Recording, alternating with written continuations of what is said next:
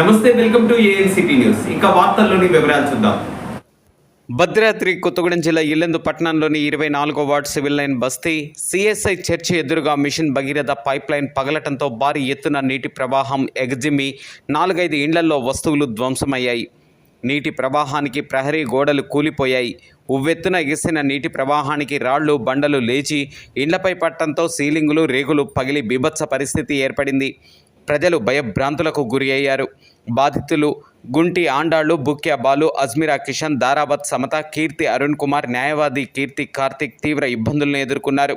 Councillor తారా మాట్లాడుతూ అధికారులు స్పందించి నష్టపరిహారం చెల్లించాలని, మిషన్ భగీరథ అధికారులు ఇటువంటి పరిస్థితి పునరావృతం కాకుండా చూడాలని డిమాండ్ చేశారు. ఈరోజు మధ్యాహ్నం 2:30-3 గంటల సమయంలో ఇల్లందు 24వ ward civil line Nehru Nagar నందు సిఎస్ఐ చర్చి ఎదురుగా main Bhagiratha mission pipe line Yellandu నుంచి పల్లెటూరుకి వెళ్ళే లైన్, పెద్ద లైన్ అంటది. అది ఎందుకు డ్యామేజ్ అయిందో తెలియదు.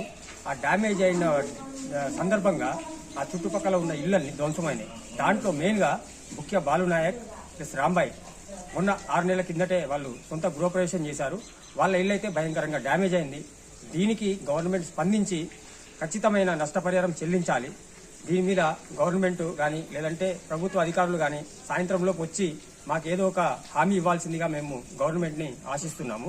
దీనికి మా వార్డు కౌన్సిలర్ గారు కూడా ఆ పైప్ లైన్ పగిలినప్పటి నుంచి మా అందుబాటులోనే ఉండి అన్ని చర్యలు తీసుకున్నారు, అందరికీ ఫోన్ చేశారు. కాబట్టి మీరు దయచేసి ఈ యొక్క సమాచారాన్ని గవర్నమెంట్కి అందజేయవలసిందిగా కోరుతున్నాము.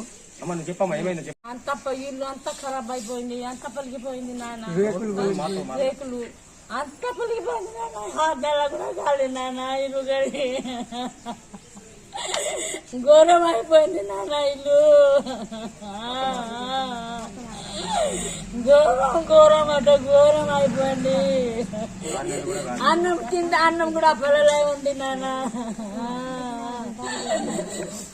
3 తేమ అయింది, 3-4 అయింది. అప్పుడు తేమ ఘోరం అయిపోయింది. మేము చచ్చిపోవచ్చు. ఇక్కడికి వచ్చి దాచుకున్నా. మేము మధ్యాహ్నం ఇంట్లో ఉన్నాము. ఒక్కటేసారి మన భూకంపం వచ్చినట్టు వచ్చింది.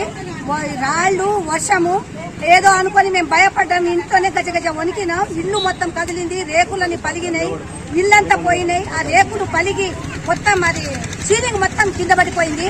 ఇంట్లో మొత్తం రాళ్లు. మేమందరం భయపడి మేము బయటికి ఉరికినాం. ఇల్లు మీద మొత్తం రాళ్లు, గ్యాసులు కూడా ఫెయిల్ అయినాయి. గ్యాసులు మొత్తం రెగ్యులేటర్ కింద పడిపోయింది, సెమ్మలు అన్ని కింద పడిపోయింది. ఇల్లంతా ఆగమైపోయింది. వర్షం అంటే వర్షం కాదు, అది అట్లా వచ్చింది భూకంపం లాగా. ఎప్పుడైనా మున్సిపాలిటీ వాళ్ళు ఏమైనా పైపులు పోయినాయి, ఇది పోయిందని 100 సార్లు మేము కంప్లైంట్ ఇచ్చినా ఎవ్వరు వచ్చి మాకు చూడటానికి రాదు. ఈ పైపులు రోడ్లు 100 సార్లు వేస్తారు. అది ఏం పలిగిందో ఏమో. ఒకటేసారి నీళ్లు పడంగానే ఆ పైప్ పలిగిపోయి మా ఇల్లు మొత్తం అంతా ఆగమాగం అయిపోయింది. ఇల్లంతా ఊడిపోయినాయి. ఒకసారి వచ్చి మీరంతా చూసుకోండి, దయచేసి చెప్తున్నామండి. ఈ ఎండ ఉంది కదా వదిన, ఒక్కదానే ఉన్నావు. రామని అన్నప్పుడు వచ్చింది. 5 నిమిషాలలో ఈమె బతికింది. నా ప్రాణగండం తప్పింది. మీరు ఏం చేస్తున్నారు? అసలు నా భర్త పోయింది. నాకు ఎక్కువ రోజులు కాలేదు. నేను భయంతో ఎవ్వరు లేరు. ఒక్కదాన్ని బయటికి రావటం వల్ల నా ప్రాణగండం తప్పింది. మీరు నాకు న్యాయం చేస్తారో చేయండి. నమస్తే అండి, నేను స్థానికుణ్ణి.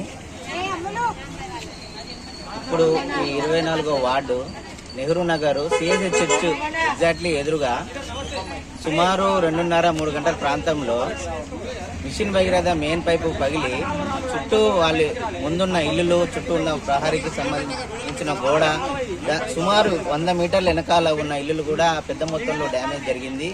వాళ్ళ ఇంట్లోకి నీళ్లు, ఇక్కడ రోడ్డు మీద ఉన్న కొత్తగా రోడ్డు కోసం వేసిన కంకర, దానికి సంబంధించిన రాళ్ళు రప్పలన్నీ ఇంటి మీదకి పడి, ఇంటి లోనికి కూడా రాళ్లు పడి ఇంట్లో ఉన్న మంచి వస్తువులు, టీవీలు, ఫ్రిడ్జ్లు, రేకులు కూడా పెద్ద మొత్తంలో డ్యామేజ్ అయ్యి లోనికి ఇసుక, మట్టి పెద్ద మొత్తంలో జోరి మొత్తం సీలింగు 100 మీటర్లో ఉన్న ఇళ్లలో లోనికి కూడా నీరు ప్రవేశించి వారి యొక్క సీలింగ్లు కూడా రీసెంట్ గా వాళ్ళు బాలు గారు వాళ్ళ ఇల్లు సంబంధించిన ఇంట్లో మొత్తం సీలింగ్ పైకప్పులు మొత్తం ఊడిపోయి మొత్తం పగిలిపోయిన దుస్థితి ఇక్కడ ఉంది.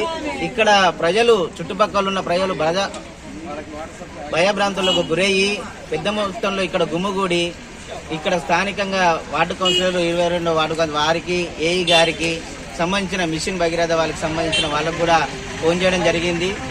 ఇమీడియట్లీగా ఇక్కడున్న వార్డు 24వ వార్డు 22 కౌన్సిలర్ గారు వాళ్ళు ఎమ్మటే స్పందించి పై అధికారులకు కూడా ఇన్ఫర్మేషన్ ఇవ్వడం జరిగింది. ఇక్కడ ప్రజలు ఇక్కడ కోరుకునేది ఏంటంటే ఇలాంటి ఘటనలు మళ్లీ జరగకుండా పునరావృతం కాకుండా పెద్ద మొత్తంలో చర్యలు తీసుకొని ఇక్కడ జరిగిన డ్యామేజ్కి వాళ్ళకి సుమారుగా ఒక 20 లక్షల డ్యామేజ్ జరిగింది 3 నెలలు కలిపి. తక్షణమే అధికారులు ప్రభుత్వం స్పందించి వీళ్ళకి ఇవ్వాల్సిన నష్టపరిహారం అందజేయాలని ఈ మీడియా ముఖంగా మేము కోరుకుంటున్నాము. నాకు ఈ అవకాశం ఇచ్చిన మీకు ధన్యవాదాలు తెలుపుకుంటూ థ్యాంక్ యూ. నేను 24వ వార్డు స్థానికంగా కౌన్సిలర్ 24వ వార్డు కౌన్సిలర్ అన్నాను. ఈరోజు mission Bhagiratha water pipe line పలగంగానే ఈ 2-3 ఇల్లులకు బాగా డ్యామేజ్ అయిందన్న. ఎందుకంటే ప్రెషరు ఫుల్లుగా రావడంతోనే మన ఈ కంకర రాళ్ళు రప్పలు ఆ రేకుల మీద పడి ఆ రేకులు పలిగన్న మొత్తం లోపలికి పోయి ఆ ఫ్రిడ్జులు సీలింగ్ ఫ్యాన్లు సీలింగ్ మొత్తం పోయిందన్న. దీనికి నష్టపరంగా ప్రభుత్వం ద్వారా మేము కోరుతున్నామన్నా దాన్ని నష్టపరంగా ఇవ్వాలనేసి మళ్ళీ అధికారులు తొందరగా వచ్చి దీన్ని రిపేరింగ్ చేయాల్సిందిగా కోరుతున్నాం. వార్తలు ఇంతటితో సమాప్తం. తిరిగి ప్రసారమయ్యే ఏఎన్సిటీ న్యూస్ లో మళ్ళీ కలుసుకుందాం. అంతవరకు సెలవు. నమస్కారం.